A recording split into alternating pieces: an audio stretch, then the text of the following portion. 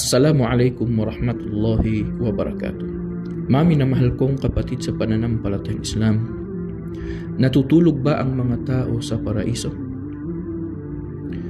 Ang pagtulog ay kinakailangan ng bawat tao dito sa mundo, lalo na kapag sila ay nasa kalagayan ng pagkapagod at pagkaroon ng sakit. Kaya sa paraiso ay hindi makakaramdam ang mga makakapasok doon ng antok, kamatayan, sakit at kalungkutan bilang pagiging ganap ng biyaya na ipinagkaloob ni Allah sa kanila. Tinanong ang Propeta Muhammad sallallahu alaihi wasallam, "Ya Rasulullah, ayanamu ahlul jannah?" O sugo ni Allah, natutulog ba ang mga tao sa paraiso? Sinabi ng Propeta Muhammad sallallahu alaihi wasallam, "An-nawmu akhul maut, wa ahlul jannah la yanamun."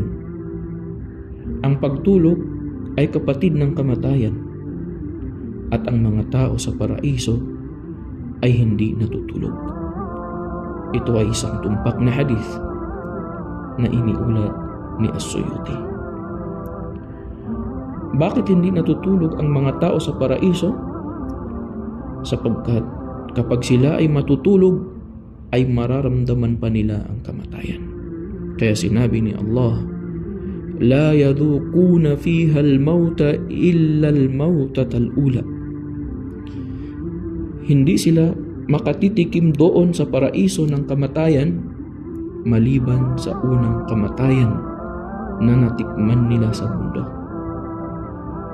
Sinabi ni Sheikh Al-Uthaymin, kaawaan nawa siya ni Allah subhanahu wa ta'ala, kaya naman ang mga tao sa paraiso ay hindi natutulog para sa kabuuan ng kanilang buhay, sapagkat kung may pagtulog sa paraiso, lilipas sa kanila ang oras ng walang kagalakan, kaligayahan at kasiyahan.